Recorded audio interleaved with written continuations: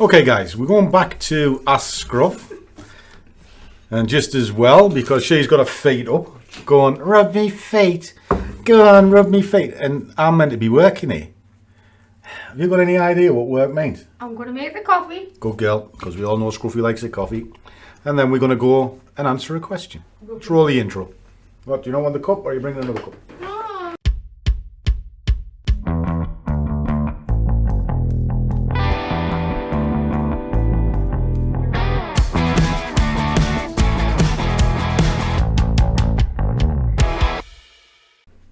And a warm welcome to one and all. The Wild Wonder's gone off to get a coffee, and I'm going to pull up the Discord. So we'll fire this up. And we're going to come down into the Trader Clinic. It's a section here where they ask me questions, and I come to camera and I just give my opinion on it. Now, if you've missed it and you can't see it in the noise here, because when we go in, there's quite a bit of noise with the chitter and chatter. As you can see, I'm not working my way through them. Come down into the video vault, and they're in order by number. And we're up to 52, and we're doing 53 right now.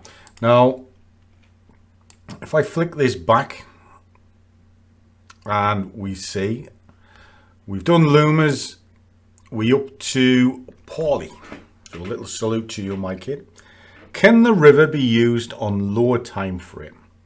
Right, okay. First of all, for those who don't know, the river is a trend-based system. It operates with a two-stage trigger and has a key management system side to it. Now, because of the way it's set up, as in trend following, if you're using it on a low time frame, it's not something I would recommend. Let me kind of clarify as to why. One of the easiest systems in the world to operate is a moving average cross. In theory, it works very well. You can use a no man's land system.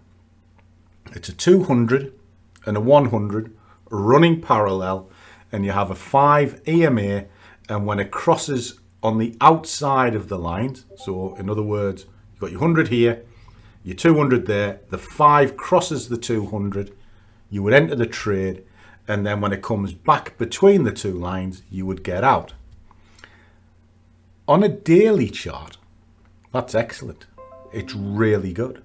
On a 4-hour chart, it's pretty darn good.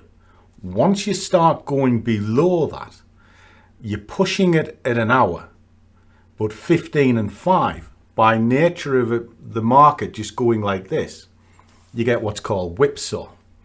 And that whipsaw will take you out straight away. Now, the river is, the way it's set up, is really for a day chart. You're looking at a two-stage trigger. So it crosses one point, crosses the next point within 3 candles, so you can see there's momentum moving. Once that momentum's in place, you're expecting it to run for the next 2 to 3 candles. Now, when you're on a daily, that's quite significant. If you're 2 to 3 candles on a 5-minute, what if they hardly moved? You haven't covered your spread, then it returns on itself and it'll hit your stops. You're whipped apart. The daily slightly different. That's where the madness and management system comes into play with it as well, because it alleviates the stress for when the market naturally comes against you. And if you get 2 day candles running, well, that's a sizable move. So that's kind of the background behind it, and as to why using it on a low time frame doesn't. I know we're always looking for the big money on 5-minute charts. It's not where the money's made. It's full of noise, and scalpers and one thing and another rarely make it in this industry. I know on Instagram and Facebook they make it out as if that's the only way you trade, and that you make, and I see it all the time, there's an advert doing the rounds on Facebook at the minute. Do 10% a day. If you do 10% a day, within 2 years you'd be the richest man on the planet. You can't do it. You know, steady constructive growth is what you need, and you find that in the higher time frames. So take your levels from your sort of dailies and weeklies, look for a day bias on an hour, enter on a 5. That's a good way of looking at it. But the trade idea came from the hour. Well, if you're working 8 hours a day, well, that's 8 opportunities. Not like a 5-minute chart where you're looking for, or a minute chart where you're looking for opportunity after opportunity after opportunity. That's just not the way.